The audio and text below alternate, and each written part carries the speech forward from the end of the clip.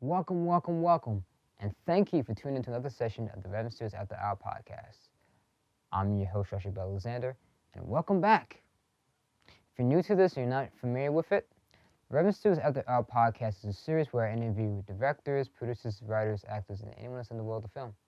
So, if you know someone who would be a great addition to the series, whether that's you, a friend, a family member, feel free to comment down below who that may be.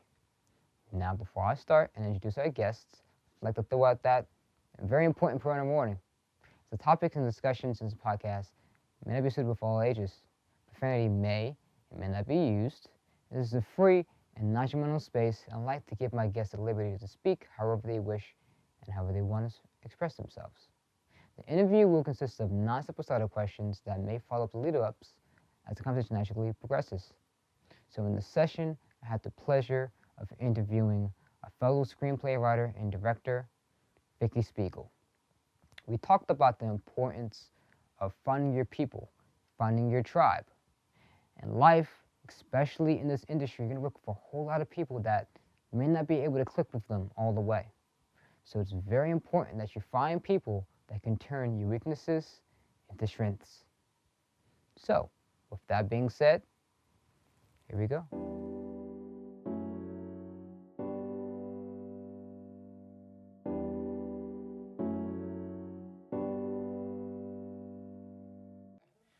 You are a award-winning writer. I hate award winning. I don't know why it just bothers me. Right. I've never actually won. You know what I mean? I've placed in contests. Oh, okay. So I guess you Okay. could call that award winning. Sure, yeah, I'll take it. Yeah, award-winning. You place in the contest. Yes. That's great. So tell me a little bit about yourself. Well, it all begins with movies for me because I've loved movies since I was a kid. Mm-hmm. And the first movie I remember seeing on a big screen was Night of the Living Dead at the drive-in Okay. when I was 5. And I begged my mom to take me. And she took me very reluctantly.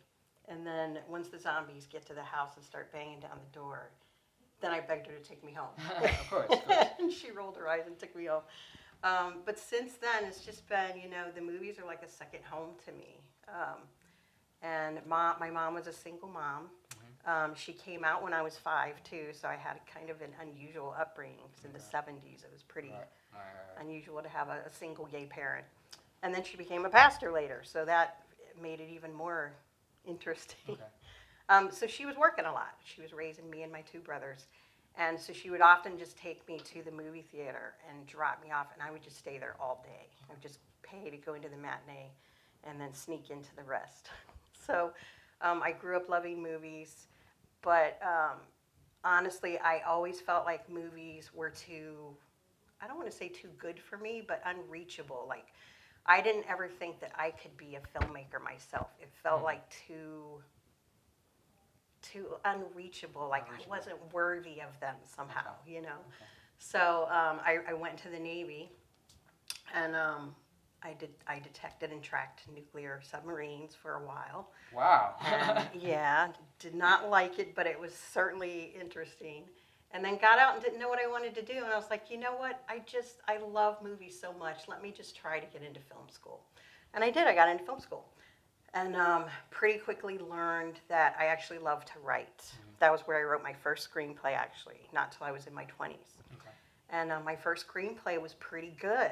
I was like, whoa, I think I could do this, And also learned very quickly that I do not like production. Why not? Gosh, you guys know what I'm talking about. It's such hard work. I'm not averse to hard work. Right. Don't get me wrong. But it's just. Would you say like the whole planning of the production, getting lighting, getting sound, getting everything I guess together? so. I guess that's more, it. Okay. Plus, I'm kind of an introvert, so I like to sit in my little corner and write the story and leave me alone. Okay. When so it you're behind the scenes. Yeah, and producing, you have to deal with a lot of different personalities, and I'm just. Totally. That stresses me out no end. I'm just not good at it. So I really admire what you guys do, and I love just kind of being in the background. I'm like, what do you need me to do? I'll do it. All right. So many questions, so many questions. So, what is your inspiration for you to get writing? Well, what was your first script about? Oh If gosh. Ugh, really? You want to talk about that? I I'm mean, sorry. if it's you first though, then we won't It, talk it about was it. a But romantic comedy. okay. It was not. It was purely an experiment to see if I could do it, and I had this wacky idea. It was back when Howard Stern was really big, Right. Okay. first really big, and I had this idea about like a frustrated flunky who really wants to be a DJ, but everyone just treats him like a flunky. Gotcha. And in order to make it big, finally gets a shot at his own show, but he boggles it up really bad and ends up blowing up at one of his guests, and it goes viral, and everyone, and then so he turns himself into like a shock jock Okay. just to get this show, but it ends up jeopardizing his relationship with his girlfriend. So it was cute and it was funny, and my friends liked it, so I thought, okay, I'll keep doing this. But ever since then, all of my scripts have definitely been inspired from my own life, and they are much better for it, I think. Yeah. There's this saying that the best stories you write are the ones that you know or the ones that you can. Yeah. So that totally makes sense. Yeah. What genre do you normally write? Because you said that was romantic comedy, and you said that the first film that you saw that kind of got you was the Night of the Living Dead. So Yeah. are you like a horror fan or? I've always been a horror fan. I don't know why. My mom said when I was 3, before I could even talk, I knew when Dark Shadows came on TV. And I would point at the TV. And that just, so I don't know why I became a horror fan, but I've always loved horror, but I don't really write. I write mostly drama, comedy, and I've written like a horror short recently. But I don't really write horror. No, I just love watching it. Good horror, that is. So would you say dramas maybe is what or Drama and comedy, okay, both. okay. Yeah. Drama, comedy. Okay. So in 2018 you released a film called In the Night I Remember. So can you tell us more about that? Yeah, it was a documentary that I had no intention of making, but my mom asked me to make it. Okay. My mom was diagnosed with Alzheimer's in 2005, and she lived in Ohio, which is where I'm from. So on one of my visits with her, we were walking in the backyard, and she said, would you make a film about what I'm going through?" I don't remember exactly how she asked me, but I knew why she wanted me to make it. And so for the next 5 years, every time I went home, I would just film what she was going through. And it took a very long time to finish the film because it was very emotional. And she died before she even got to see it, which breaks my heart. But it was very much a labor of love.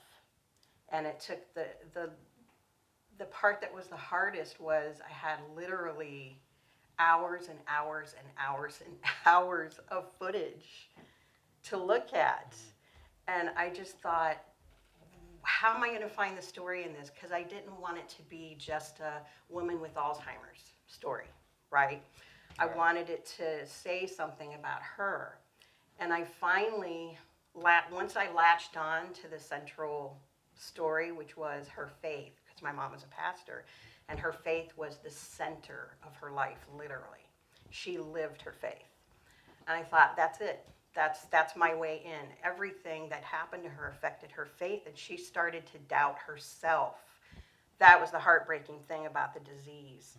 My mom was always a really strong, confident person, and the disease made her vulnerable and frail, and it made her doubt herself. And she finally came through that, and she doubted that God loved her. That's what really broke my heart. Yeah. I was like, how can you doubt that God loves you? So I documented that, and the movie ended up being really beautiful. We got Marcia Gay Harden on board to do my mom's voice, which blew me away. And all my friends were involved in it too. that was the beautiful thing. My friends did the voiceovers. My friend Don helped me edit. Just it was a family piece, really. So I'm very proud of it. Yeah, and I think my mom would be too. Yeah, I'm definitely sure that she would be proud of that because you put in a lot of effort and hard work, and that's really what matters. Gosh, yeah. And I never, ever thought I'd make a documentary. I'm not a documentarian, but documentaries are life. So. Yeah. So what is your best experience on set? Because you've done the documentary, you've written scripts. Any type of story that you can tell us that I guess can like summarize like your whole filmmaking process or journey? Wow. I've got a real nightmare story that I don't want to share because the folks are still out there. Oh, You might come after me. I don't know. But my best experience is that really it's just working with friends because I've really only worked with friends. I've never worked once in film school. Once I determined that was where my nightmare experience was in film school. Okay, gotcha. Once I determined I did not want to produce, I help friends out on their films. I'm happy to do that. Yeah. And those have been the best experiences because, the pressure's off. I'm there to help them. I want to see their vision come to life. And it's just a blast just because you're with your friends, So and everyone's not working for pay. So it's a labor of love. Wow. And I think that's the best experience, really. It truly is. When you definitely get a chance to work with people that you love, and you care, and you really like, it kind of brings like the whole filming journey together. Yeah. Like it really makes it fun because when you're working with people that don't necessarily want to be in it, or they're the whole non-paid thing, like there's like a whole story about that. But working with friends is always great. Yeah, so, there's a buy-in, like. I mean, look, I'm not saying people have to make a living. If you're getting paid to make films, good for you, man. That's hard to do. But that's not been my experience. Yeah. All of my friends are, we've all got day jobs. Right. So the only way we can make our films is to help each other. Right. And I think those end up being some of the best ones, so. So what is something that you wish that you knew 10 years ago? Ooh. 10 years ago. Instead of trying to make it, just make my own films. I mean, 10 years ago, I wanted to be a successful, paid screenwriter, and I wanted to see my work up on the big screen, and I still do, but it's not my main goal anymore. Now I just want to produce my own stuff and help my friends produce their things. And I want to see my work get made. I don't necessarily need anymore for that to be by some big production company. Does that make sense? No, that totally makes sense because even for me being a young filmmaker, I want to be successful. So for you to hear it, for you to say that, it kind of makes me think that maybe that's the same thing, that I don't want that as well. Yeah. Because I realize that I don't want the big industries to kind of control the story or to change certain things, especially now where they're just putting in so much things into stories, Yeah. And it's very difficult. So I have a really good story about it too, and where the light bulb went off for me was the closest I've ever gotten to having my work made by a studio was my script Loved Ones. It's based on a summer I had as a kid. And Amazon Studios was interested in it, was actually developing it with me. And it was so exciting, and then it all fell apart. Like the executive I was working with on it, really bad English, sorry.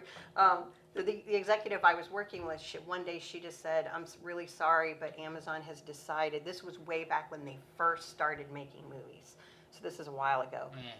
She said they want to focus on more commercial projects, and my script is definitely more of indie fare, and I just thought, wow, okay. And a friend, I'll never forget, like later, a friend said to me, well, did they option the script from you? And I said, no. We were just working on it. He was like, well, they should have, if they were interested in your script, we're talking about a multi-million-dollar company, right? Right. They should have optioned it from you and then worked on it with you.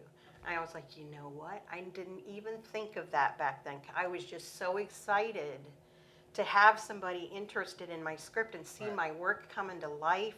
And it got to the point where they were going out to directors even.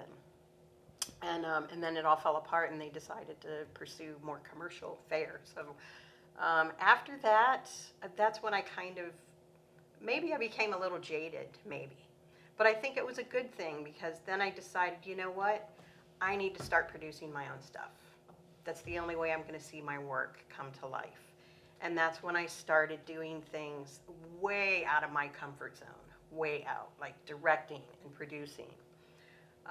But I really think we're just in that climate now where it's so hard to sell a spec script that if you want to see your work come to life, you have to find your people and do it yourself. Right. I seems like that's the only way, unfortunately. I mean, that's sorry to hear that, because it's like heartbreaking that they were interested and then they pull out last minute, because it's just like one of those things you just don't expect. But super heartbreaking. Yeah. Heartbreaking, but you know what? I don't regret it. I mean, because at the same time, it was valid. It was a validating experience for me. It validated to me, okay, maybe I know what I'm doing. You know, so in another way, it kept me going.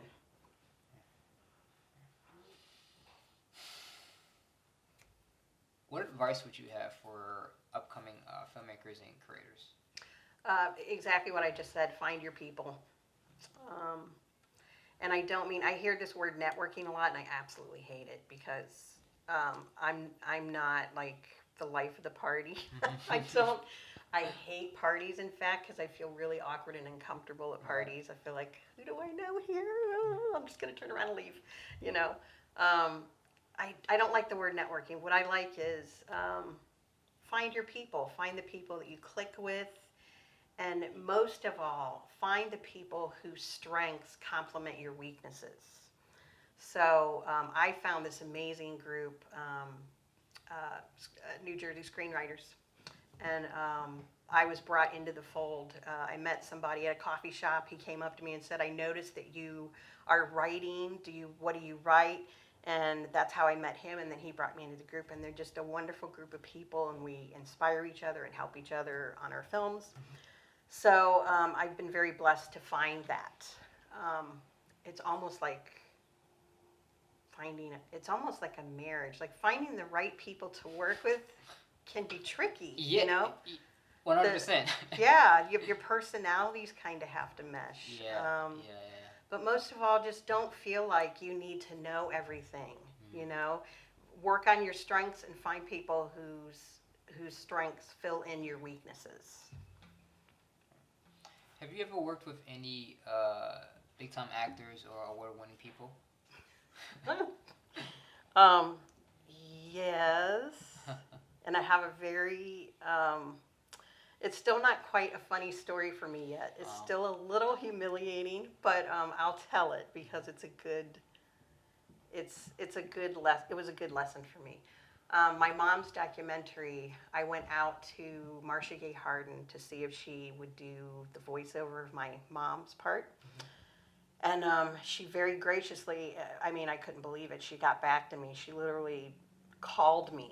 I couldn't believe it. I was like, I thought it was a joke at first. I was like, who's pranking me? You know, I didn't say that. But so anyway, she agreed to work on the film, and she's in LA. So the way we did it was literally the studio guy over FaceTime had his cell phone on a tripod so that she could see me and I could see her, and I directed her that way, right? But I was so nervous. I mean, can you imagine? This is an Academy Award-winning actress, and I'm just like Vicky Spiegel from Akron, Ohio, you know, like, who am I? And I'm not even a director. So I was so nervous, and I wanted her to feel like I was a professional. that was what I was most concerned about. I was like, I want her to know that I'm taking this and taking her time seriously. So I really over prepared. You know what I mean? And the day of the session, I won't even go into details, but at one point, she was asking me questions, and at one point, I just heard her kind of let out this deep sigh, like, and then she even said, "Oh my God," like, and I just felt, I immediately went, and I was like, okay, I'm really messing this up. And in that instant, I knew, I was like, what am I doing? She's a professional. She knows what she's doing. And I don't need to direct her. All I need to do is answer questions if she has one. But she knows what she's doing. And it was, and then later I heard, oh shoot, who's Robert Altman? He said, I'll never forget it. He said, the best directing is casting people you don't need to direct. He said, cast the right people and you don't even need to direct them. Yes, I can attest to that. I will never forget that, because I was like, that was the lesson I wish I had known in that moment, to just let her do her thing. And if she has a question, answer the question, but otherwise let it. But she was so gracious and patient with me, and gave us the most beautiful reading. I mean, it makes me cry when I think about it. Oh my gosh. And the last scene in my documentary is of my mom walking down this path. And Marcia reads this line. All of the lines are from my mom's journal. So I took all these journal entries to illustrate what she was going through. The last line Marcia read, it just, oh, so beautiful.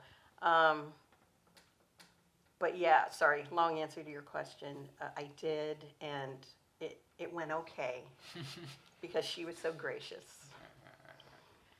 I mean, that's just an amazing story. I mean, I didn't mind that you were giving a long-winded answer, but I think you definitely hit it on the nail to say that finding people that finding the right actor. Mm-hmm. So it doesn't have to be like the perfect casting, because even my professor told me that in screenwriting is like, don't fixate so much on. I'm probably gonna butcher it because I'm trying to like remember his words, but he was like, don't worry about casting the perfect actor. Worry about casting someone that can take direction very well, because you have certain people that, this person has the look, but they're not right for the film. So someone that can adjust or someone that can change is almost like another good example to that. But yeah. True, yeah. Yeah. But it's pretty much the same thing. Yeah. It's the same thing. It's just that, it's just a different outlook on that. How has COVID impacted you at all? Oh, gosh. It was really weird because I was in the UK when COVID hit. Mm-hmm. And I had intended to be there an additional month. And then I was starting to get really worried about whether I would even be allowed to come back home. So I cut my trip short and I came back. And at first, it affected me, I don't want in kind of a positive way, because of the isolation. Mm-hmm. And I am a film fanatic, and I go to the movies, I'm not kidding, 3 times a week when the theaters are all open and running. And I couldn't do that. So I was forced to spend my time doing other writing. I was so productive. And then as it got later, I just really started feeling the isolation a lot, because I'm not able to see my friends as much as I used to. My family is scattered. None of my family are in New Jersey. So I had to give up Christmas. I had to give up Thanksgiving. I wasn't able to see anybody. And it's very, very lonely. And it's starting to affect my writing, I'm sorry to say. Because I'm starting to feel like a couch potato. Like, TV has become my new movie theater. All right. And I need to nip it in the bud, and I'm going to. But I feel like things are getting better now. We've got the vaccine. We've got a wonderful new president. Thank you. And I feel like things are looking up, and I'm going to get productive again. But, I mean, everyone's going through it, right? We're all going through it. We all have our own demons to deal with, so. That's true because, you know, with Netflix happening and Hulu and they're adding more stuff, it's very easy to just binge watch stuff on television. Yeah. You know. So where do you think that the film industry or the film, you know, is gonna go? I personally think maybe it's gonna move more into streaming, but what do you think? I think so too. I mean, it just seems kind of obvious that that's where it's going to go, right? And I worry that the movie theaters are going to die out, but I don't see that happening. Right. And that gives me hope because my soul would be crushed if the movie theaters died. That's like, I just love, I think people would miss the experience of going into a big theater and sitting with a lot of other people and experiencing a movie together. Right. It's like a communal experience that you can't get at home, you know. Right. But I do think, I don't know, I'd love to say that there will be more independent films out there now because equipment is so much less expensive now. People are learning. I learned to edit when I did my documentary. I learned how to edit. It's easy to pick that stuff up. So maybe we'll have more indie films now. I hope. I really don't know. I don't think movie theaters are gonna die out because just the whole experience of watching it on the silver screen and you get the surround sound and everything, and you know, I think the touching point of that is when you said that watching it with other people. Because if you like the film, you see other fans watching it, like something like the Avengers and everyone, you know, coming together to cheer, like that whole camaraderie. Like I just think that just won't die out. So I think movie they may probably take a different approach. But I don't think movie theaters are just gonna like die out, like just how like the the drive-in theaters just like But I think movie theaters will still keep going. I hope you're right, and it just made me remember too. The new thing I've seen since COVID is theaters renting out their theaters. Yeah. So you can rent a theater and invite your friends and choose a film Yeah. and watch it together. Right. I bet you they're going to do more of that. Just like more people are working from home now too. I don't think that's going to go away. I think companies are going to go, oh, wait a minute, everything's changing, because of this, I think. Yeah, there's definitely money to be made in that. So Yeah. I just think that just wouldn't be a very wise opportunity, but you never know, corporations and stuff like that. Yep, exactly. Yep. So how would you go about finding your people? Because I know that's something that you've always said, finding your people. So as, people getting into film, writers, stuff like that, would just doing film projects would be the only way to find it? Or is there I know that you talked about there's a screenwriting group. So I guess that is it just finding different workshops and things like that to just, and I know you say you hate the word networking, but is that the only way that you can kind of find your people is through that medium or? Networking is fine, that certainly is a way to find people. But I think the only way to really get to know people is to work on something with them. You know what I mean? Okay. So, for instance, the New Jersey Writers Group. At first we were really just a writers group. We weren't really producing much, and then we started getting into producing each other's shorts, and I think a good way is just to join a writers. I've been a member of several writers groups, and some of them didn't click. I was just like, this doesn't feel right to me, Join a writers group, see how it goes. Join, my gosh, there's a ton of people looking for help on their films. Just go and help on somebody's film and see if you like the folks. And if you like them, stick around, if not, move on, There's a ton of ways to get involved, So where can we find you? On social media? I have my own website that desperately needs updating, so don't judge me. But it's VickySpiegel.com. And my email is Vicky@VickySpiegel. I am on Facebook, but I really hate Facebook. But you can find me on Facebook, whatever. And Twitter, I'm totally not doing Twitter anymore. All right, thank you so much, Vicky. It was a joy having you. Thank lot you. Of insight, a lot of things that, as an upcoming filmmaker and screenwriter, there's some things I need to think about as I'm thinking about making the jump to LA. So is that really, so now I'm thinking that, is that something that I really need to do, or what I'm saying? So Yeah. that's something that I'm going to think over. Even just the whole process of just, being a filmmaker and finding your people and stuff that you touched on definitely has given me a lot of things to think about. I know people in LA, and I've heard both. I've heard both ends. I've heard people say they hated it. I had a friend who hated it and moved right back here. And I knew somebody who loves it. She absolutely loves it. So I think it's... I mean, like, I've had people tell me that you don't necessarily need to make the move. But No, I don't think so. But I just, like, for me, I think that just to get, like, a new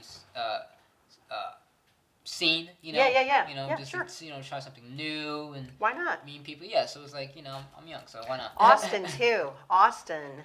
I really wanted to move to Austin at one time, and I did like a trial run. I moved out there for a few months. Loved it, loved it, loved it. Highly recommend it. But it was too far away from my family, and I couldn't take it, so I moved back here.